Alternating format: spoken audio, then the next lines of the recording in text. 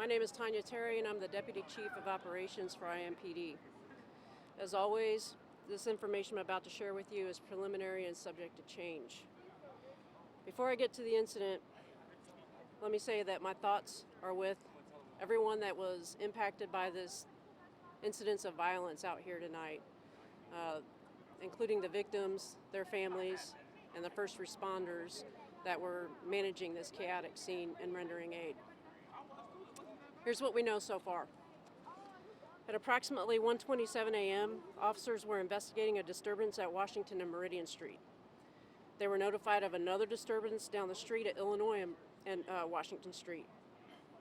As officers were approaching that second disturbance, they heard shots fired, and as they arrived on the scene, they encountered several people suffering from apparent gunshot wounds. Officers and IEMS medics who were embedded with our officers immediately began rendering aid to the victims that they were encountering. They also called for several additional ambulances. In total, we had 5 victims transported away from the scene to area hospitals for treatment. A 6th victim was pronounced dead on the scene. A 7th victim walked into an area hospital and is in stable condition. 3 of those victims are juveniles, and 3 are adults. We do not know the identity or the age of the victim that was pronounced dead at the scene. The victim who died at the hospital was a juvenile. We have also recovered several firearms at the scene. We do not yet know whether those firearms were involved in this incident. Our detectives will work to determine that. And we have multiple people, about 7 people detained for further investigation. We also don't know their involvement at this point in time. The investigation is early. I think that's the very brief facts that we have at this time. At this point, I'll turn it over to Chief Bailey.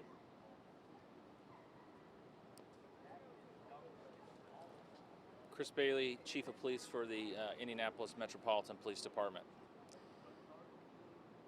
I'll just add on a little bit to what she said about our thoughts and prayers for the victims here tonight, their families, and the long road ahead for all of them as we try to uncover exactly what and why this all happened tonight. This kind of violence, whether downtown or any of our neighborhoods, is completely unacceptable and unnecessary. Unnecessary. Thousands of people came downtown tonight, enjoyed the fireworks, and went home. Thousands more chose to come down here and all night cause trouble. I was down here until about 12:30 tonight. I worked with my officers, took the runs with them, dealt with the disturbances, dealt with the utter disrespect for our city, for our laws, and for law enforcement. Hundreds of unsupervised kids down here. I don't know how many times I have to say it. We are not your children's keepers. You are. And parents and guardians have got to step up. A kid is dead tonight. And we just don't know the age of the young man down the street, still here, dead. He looks young. It's unacceptable. The police department all night long went from place to place to place, trying to prevent these kind of things. And I gotta be honest, I'm tired of it. You should be tired of it. This is not our job to do this. It is unnecessary. You don't have to act like this. Our officers, half a block away from before this shooting started, dealing with another group of individuals fighting. We made almost probably, well, we're still tallying them, about 20 arrests tonight. Recovered guns that I know of before this happened from 2 kids. One of them was an assault rifle stuffed in the front of his pants. I'm not sure anymore what it's going to take for some in our community to wake up. I've said it. This is where the kids are. This is where they are on Friday and Saturday nights. If you want to engage them, if you want to help them, you want to prevent some of this violence, this is where they are. Here, they're here. Come down. I invite all of those who think that I'm exaggerating this or that I'm saying just because it's downtown. No, nowhere else in the city is this concentration of people in one small area, less than a half a mile. Come down and see for yourself. You don't have to take my word for it. You can see them being dropped off by their parents, 5 or 6 at a time out of a car. You can see them jump out of Ubers and Lyfts. And you can see them jumping off the buses that they ride down, that they miss and then linger around downtown. Heck, look to your left. You're still going to see some people that probably shouldn't be out here right now lingering. Not going to bars, not going to restaurants, didn't come down here to see the fireworks, shooting fireworks off at our community from the top of parking garages.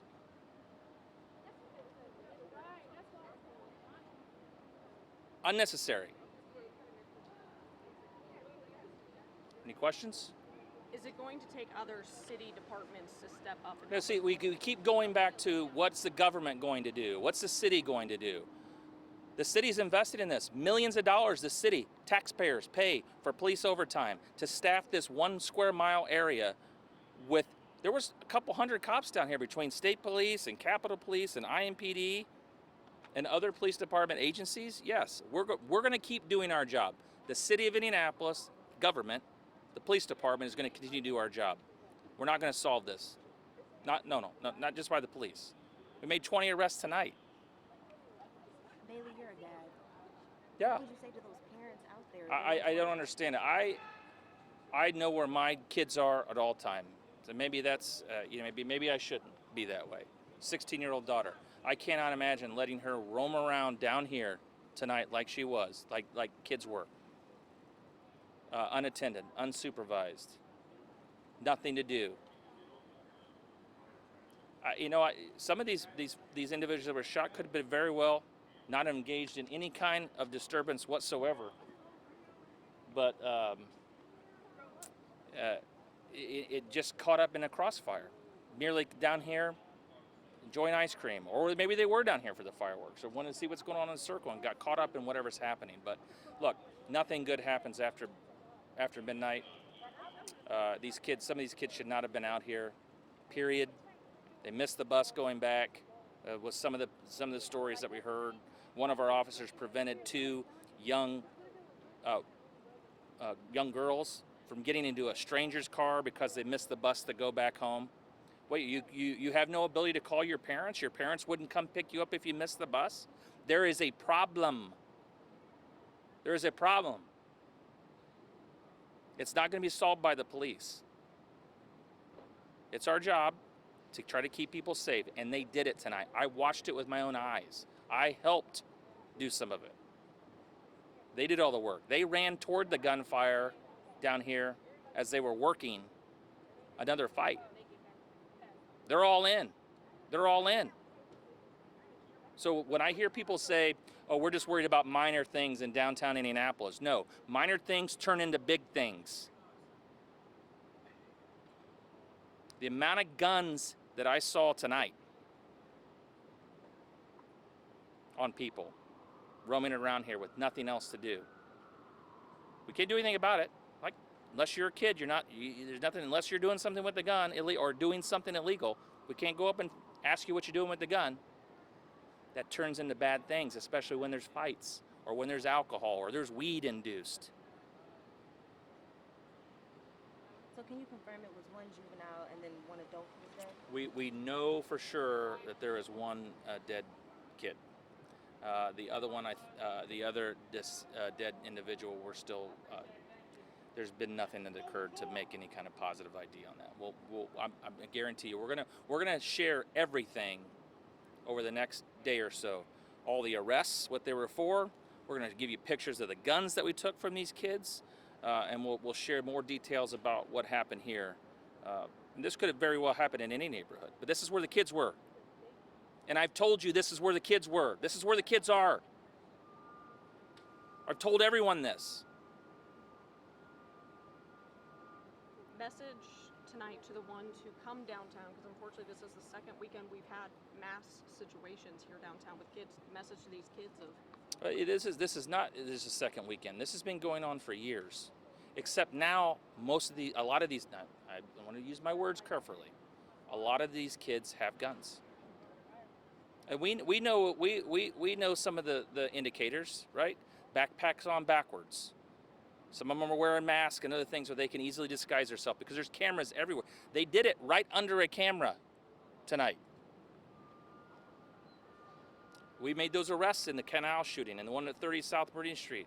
Technology helped us do that. We're going to use technology again. We're going to find out who did it, and we're going to hold them accountable. And if I can convince the prosecutor to hold parents accountable, I'm going to do that too.